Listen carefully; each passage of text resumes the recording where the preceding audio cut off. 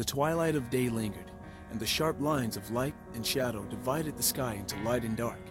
On the wide, empty road, only a white car sped away. Speed up! Looking out of the window at the Loveland TV tower soaring in the distance, Eli's bad feeling was getting worse. Once again, he asked the special task force driver to speed up. It had been more than 10 minutes after Gavin's brief report, and at Gavin's speed, he must have been almost at the TV tower. Under the circumstances, any evol is an unstable bomb that can explode at any time.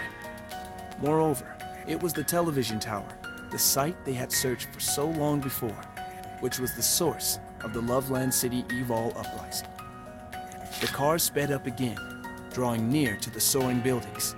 Without waiting for the car to stop, Eli hauled the door open and jumped down, striding toward the gate of the TV tower. Suddenly, hearing the sound of wind, Eli subconsciously looked up, which nearly stopped his heartbeat. He immediately changed his direction, but the people falling from the sky were much faster than he was. So fast that he could hear the crash of heavy objects. Damn it! Eli fought back the pain of being torn from his body and managed to use his ability again. The thin air gathered hard and caught the two falling from the sky at the last moment. The pain darkened his eyes as he took several steps back to steady himself. In a tight embrace, the two gently landed in front of Eli. In a coma, Gavin frowned, blood oozing from the unbandaged wounds and soaking the white uniform of the Special Task Force.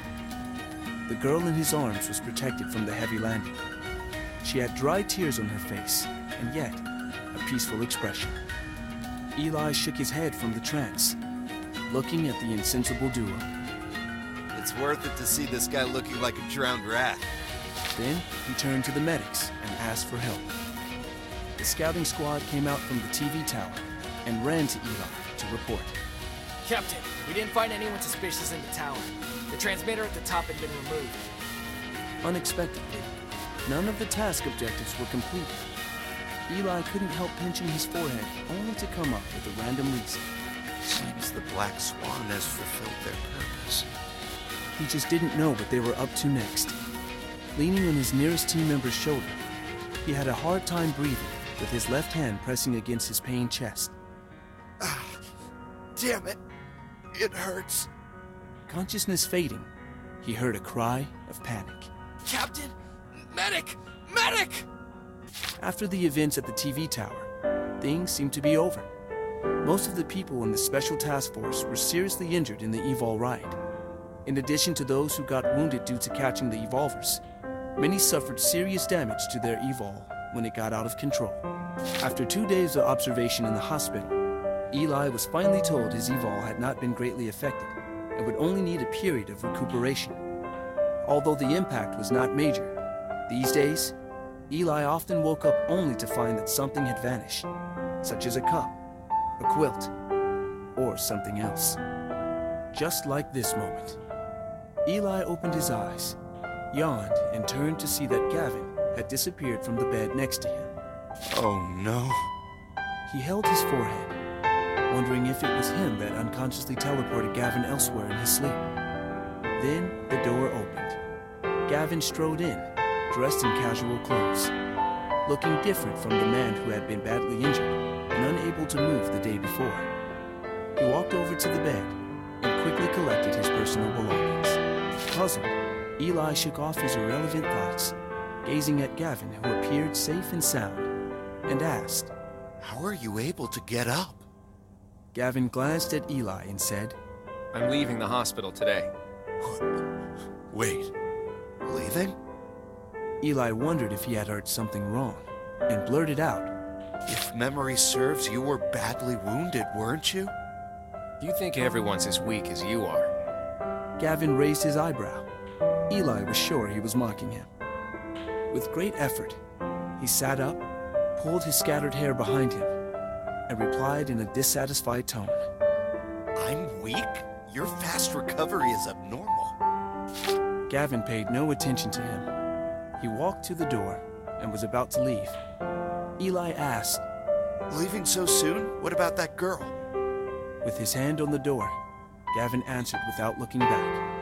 She's also being discharged from the hospital today. I'll be taking her home. See you later. Gavin dropped the last word as the door slammed behind him. Eli, with a dull ache in his body, silently wondered, Am I really that weak? except for the occasional checkup. Gavin had been missing since he left the hospital. He seemed to be very nervous about the girl. No wonder. It happened to whoever experienced the event after all. The investigation into Black Swan had also ended. No unrest caused by the runaway Evil had occurred recently. And basically, no follow-up actions had been confirmed in the short term. Eli was relieved because nearly half of the Special Task Force was almost paralyzed. His treatment is now in the follow-up rehabilitation phase. He occasionally complained that he recovered so much slower than in the past. Then again, he didn't mind the thought of early retirement. After receiving his checkup, Eli walked out slowly, only to bump into someone he hadn't seen for days in the corridor. Ah, a rare visitor. Eli thought better of teasing him, because he found Gavin's expression to be quite stern. He stopped and asked in confusion, What's up? What happened to the girl? Shaking his head, Gavin paused for a moment, raised his sad eyes to him, and asked in a deep voice, Do you remember Lytton? Lytton? After pinching his chin for a while, Eli recalled the man who had left many years ago. He was Gavin's captain for a short time, and they had seemed to have a good relationship.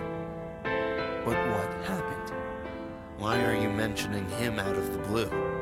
Eli's eyes seemed to sweep across Gavin's expression carelessly, but failed to capture anything special. Gavin dropped his eyes. He's back.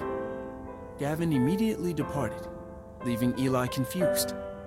He said to himself, What does that even mean? from Eli's report, a few years ago, Lytton was dismissed from the Special Task Force for disobeying orders. After that, he seemed to disappear, and it was believed that he went back to his hometown to get married. Does that mean he's back in the city? Or Eli rubbed his knuckles gently and began to feel the bite of his long-gone addiction. The long life of an old cadre had dulled his senses and taste. Eli stretched lazily, hearing his bones pop like a rusty machine. Today was his 5th visit to the commander's office. The commander finally gave him permission to return to work and put him on a backup mission in the field. I knew they were useless without me. Eli shook his head as he left, a tune on his lips. The corridors were quiet, as if the Special Task Force were no longer functioning due to its serious injuries. There was something lurking in the silence. He glanced at the surveillance cameras around the corner and headed in the opposite direction when stepping into the unmonitored area. People say men's intuition is not as good as women's, yet occasionally it's of some use. Eli skillfully entered the Special Task Force confidential database.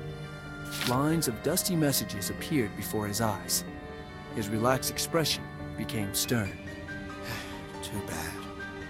He touched his chin and sighed. Then he sent a message to Gavin, but received no reply. Late at night, Eli stood smoking in the shadow by the window. There was the sound of a slight step in the silent corridor. Looking back, Gavin was there. He was holding in his hand a familiar black box, which Eli knew at a glance. He spat out a puff of white smoke and asked, Is that Lytton's file? You already know? Gavin nodded. Eli lowered his voice. Do you know what you're doing? There was no answer from Gavin. The two men quietly confronted each other.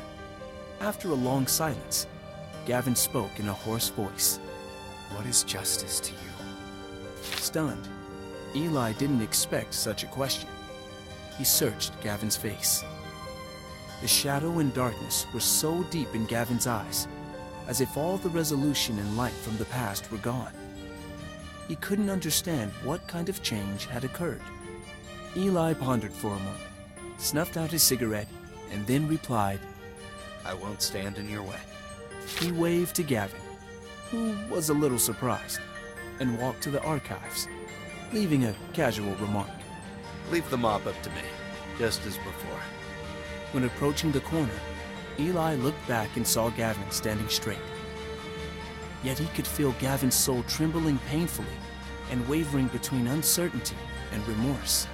He knew his way through the confidential archives, clearing away the evidence Gavin had left, and repeated Gavin's words in a low voice. What is justice? Before setting out for his mission, Eli contacted Gavin. On the phone, Gavin seemed to have anticipated what would happen. He finally entrusted Eli with the protection of the girl in the dark. Although Eli had a bad feeling about this kind of entrustment at a critical juncture, he promised anyway. After hanging up the phone, Eli looked up at the overcast sky. The smell in the air forecast a storm coming. The backup mission did not go smoothly, despite no mistakes being made in the end.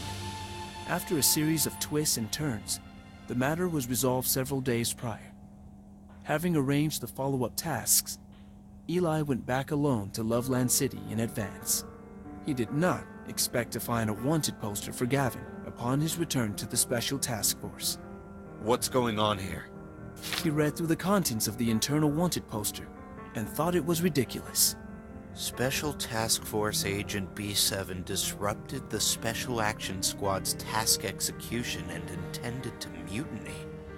Gavin did this? Despite the obstruction of his teammates, Eli broke into the commander's office.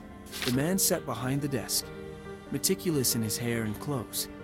He put down his pen and looked up at Eli, asking indifferently, Eli, any report? Why is Gavin a wanted man? Eli's hands fell heavily on the desk in front of Leto, causing a loud sound. All of his usual ease was gone, and he could hardly constrain his anger. According to my inquiry, the Special Action Squad's mission did not go through the task execution process required by the Special Task Force. So, Commander, it's your responsibility to explain. What exactly was this squad doing?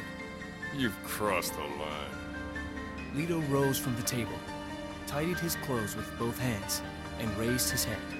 Special Task Force B7's mutiny against the Special Task Force is a fact. That's all you need to know. Eli, you should see clearly what your justice is. The words echoed in Eli's mind all night, from evening to dawn, popping up without reason.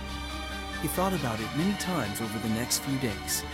Things had changed, and Eli hesitated about asking the commander about it again. The wanted poster for Gavin was withdrawn by the superior authority. Hearing the news, Eli chuckled and threw half a pack of smokes in the trash. He was relieved to know that Gavin was fine.